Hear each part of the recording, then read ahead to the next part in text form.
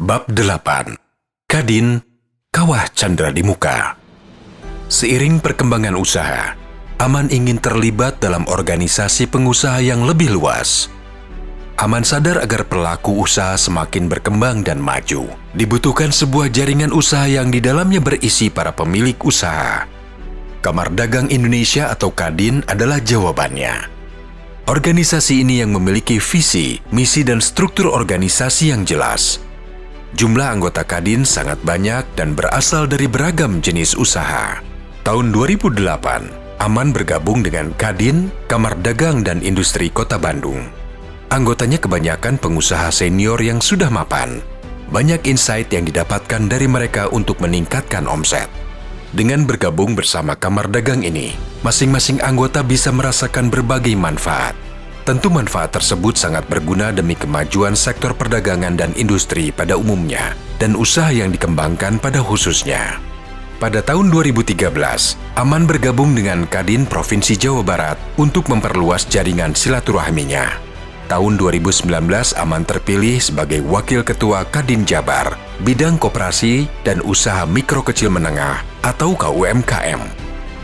Amanah ini merupakan bentuk pengabdian Aman untuk berbagi pengalaman usaha kepada anggota Kadin yang masih berstatus UMKM. Seleksi untuk menjadi pengurus Kadin Jawa Barat tidaklah mudah, apalagi jabatan Aman sebagai Wakil Ketua Bidang Koperasi dan UMKM sangat banyak peminatnya. Banyak anggota Kadin yang ingin menjadi pengurus, apalagi sebagai Wakil Ketua. Penilaian dilakukan tidak hanya dari rekam jejak usaha, namun juga dari leadership. Dari kebanyakan anggota Kadin Jawa Barat, Aman terpilih sebagai Wakil Ketua karena dianggap berhasil membuat usahanya naik kelas dari mikro hingga besar. Aman dinilai sukses dalam membesarkan Soka. Dari pedagang kaki lima hingga menjadi perusahaan berbadan hukum PT Soka Cipta Niaga. Selain itu, Aman juga mempunyai kelebihan dalam hal kepemimpinan yang sudah ditempa sejak remaja. Nilai tambah lainnya, Aman sudah menyelesaikan pendidikan pasca sarjana, sesuatu yang tidak dimiliki semua pengusaha. Setelah berkiprah di tingkat kota dan provinsi, Aman pun ingin merambah lebih jauh dalam kepengurusan Kadin tingkat pusat. Pada struktur organisasi DPP Kadin periode 2021-2026, Aman didaulat sebagai Ketua Peningkatan Daya Saing Produk Halal di bawah Kepala Badan Ekonomi Syariah Kadin. Kepercayaan ini didukung latar belakang Aman yang menggeluti bisnis berbasis syariah dengan memproduksi kaos kaki halal dan sebagai Ketua Asosiasi Produsen Produk Halal Indonesia atau APPHI. Inilah kesempatan bagi Aman untuk berkiprah lebih luas mengumandangkan industri halal di tanah air. Kadin adalah organisasi pengusaha yang dekat dengan pemerintah dan menjadi mitra strategis pemerintah dalam pengembangan dunia usaha di tanah air. Selain itu, Kadin juga menjadi kawah candra di muka bagi setiap anggotanya. Para pengusaha dapat menempa diri, berkolaborasi, dan membangun jaringan untuk menjadi pengusaha nasional yang tangguh.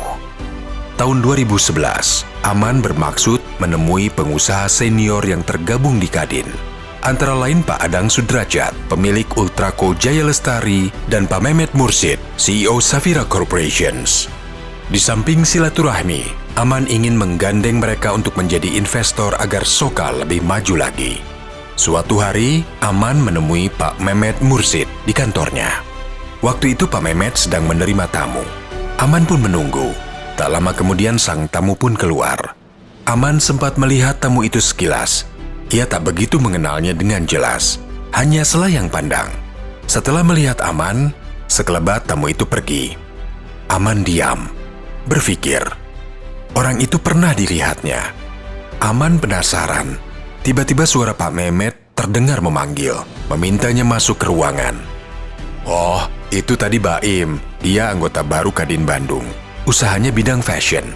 Dia mau mengajak saya menjadi investor. Ujar Pak Mehmet menjawab pertanyaan Aman. Oh, apakah yang ayahnya dulu kepala dinas di Bandung? Tanya Aman. Ya, betul. Bapaknya saya juga kenal baik. Sudah pensiun. Jawab Pak Mehmet. Aman pun mengangguk-ngangguk. Sudah 15 tahun dia tak berjumpa dengan Baim selepas lulus SD. Waktu itu ayah Baim pindah dinas ke Cimahi, sehingga mereka tinggal di sana. Baim pun sekolah SMP di Cimahi. Setelah itu, ia tak mendengar kabar Baim lagi. Entah kemana, Aman tak pernah melupakan Baim. Dia tak sekedar rivalnya dalam kompetisi prestasi di kelas, tapi juga anak yang paling sering membulinya. Aman datang ke pengusaha senior tersebut untuk silaturahmi. Sama seperti Baim, ia juga mengajak bekerja sama membesarkan usaha. Semua orang tahu Pak Mehmet termasuk pengusaha yang sukses, membesarkan brand busana muslim Safira hingga sangat terkenal di mancanegara. Banyak pengusaha, terutama produk muslim, menimba ilmu darinya, bahkan menawarinya sebagai pemegang saham. Pak Mehmet rupanya lebih tertarik bergabung dengan Aman ketimbang Baim. Pengusaha senior biasanya sudah punya feeling karena jam terbangnya sudah tinggi, yang tak bisa dijelaskan dengan kata-kata.